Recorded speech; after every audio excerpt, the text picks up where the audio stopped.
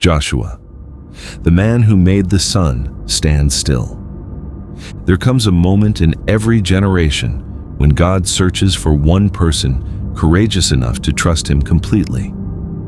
Not the strongest, not the richest, not the most famous, but the one willing to obey. This is the story of Joshua, the servant who became a leader, the warrior who conquered kingdoms, and the man whose faith was so great that even the sun stood still.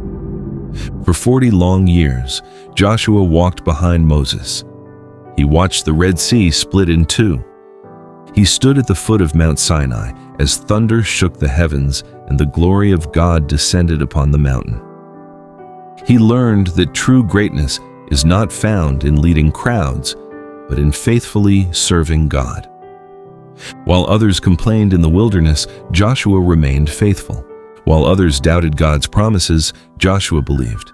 He quietly prepared for a future only God could see. Then came the day that would test the faith of an entire nation. Moses sent 12 men to spy on the land God had promised Israel. They returned carrying fruit so large it took 2 men to carry a single cluster of grapes. The land was beautiful. It was rich. It was everything God had promised. But there was one problem. The cities were surrounded by towering walls. Powerful armies guarded every entrance, and giants walked the land. 10 spies looked at the giants and forgot about God. They spread fear throughout the camp. We cannot win. We are like grasshoppers compared to them. The battle is impossible. Fear spread from tent to tent.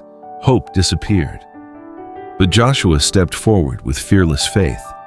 He raised his voice above the frightened crowd. If the Lord delights in us, he will bring us into this land. Do not be afraid. The Lord is with us.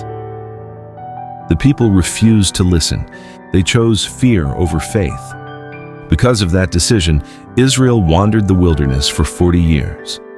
An entire generation died without receiving the promise God had prepared for them. But Joshua never stopped believing. He waited. He trusted. He remained faithful. Then the day finally arrived. Moses, the great servant of God, died. The nation mourned. The people wondered who could ever replace such a leader. Then God spoke to Joshua. Moses, my servant is dead. Now arise, lead my people into the land I promised them. Joshua stood before the greatest responsibility of his life. God knew the fear hidden inside his heart, so he spoke words that would echo throughout history. Be strong and courageous. Do not be afraid. Do not be discouraged. For the Lord, your God, will be with you wherever you go. Joshua believed every word. Soon the people reached the Jordan River. It overflowed with rushing water. There were no bridges, no boats, no way across. Beyond the river stood the Promised Land. God gave Joshua an unusual command. The priests were to carry the Ark of the Covenant and step into the river first, not after the water stopped, before. The moment their feet touched the rushing water, something impossible happened. The river stopped flowing. The waters rose in a great heap. Dry ground appeared beneath their feet. Millions of Israelites crossed safely into the land God had promised. The same God who opened the Red Sea had opened the Jordan River. His power had never changed. Then Joshua faced the greatest fortress in Canaan, Jericho. Its walls were massive, its gates were sealed. No army had ever broken through them. But God's plans are never limited by human logic. Instead of giving Joshua weapons or siege machines, God gave him a command that sounded impossible. March around the city once each day for 6 days. Do not speak, do not attack. Simply walk. On the 7th day, march around the city 7 times. Then let the priests blow their trumpets, and let all the people shout. Joshua obeyed. Day after day, the army marched in silence. The people of Jericho watched from the walls, wondering what Israel was doing. Then the 7th day arrived.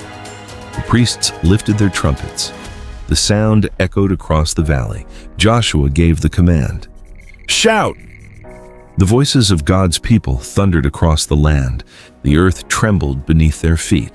The mighty walls of Jericho collapsed, not because Israel was stronger, but because God fought for his people. City after city fell before Israel. Victory after victory came through faith and obedience. Then one day, 5 kings joined together to destroy Israel. The battle raged from sunrise until evening.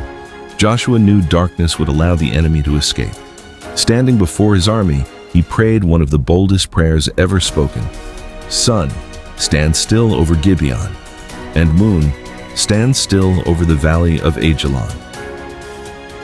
Heaven listened. The sun stopped in the sky. The day refused to end. Time itself stood still. God gave Israel complete victory. Never before had there been a day like it. The Creator of heaven and earth responded to the faith of one man. Years passed. The land was conquered. Every tribe received its inheritance. Peace finally came to Israel. Joshua grew old. Knowing his time on earth was ending, he gathered the nation one final time. He reminded them of every miracle, every victory, every promise God had fulfilled. Then he challenged the people with words that still echo across history. "Choose this day whom you will serve. But as for me and my house, we will serve the Lord." Joshua's life was never defined by fame. It was defined by faith. He trusted God when others doubted. He obeyed when others hesitated. He stood firm when others were afraid. And because of that faith, rivers parted, walls fell, kings were defeated, and even the sun stood still. Your giants may seem impossible. Your walls may appear unbreakable. Your river may seem uncrossable.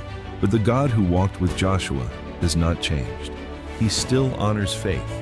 He still keeps his promises.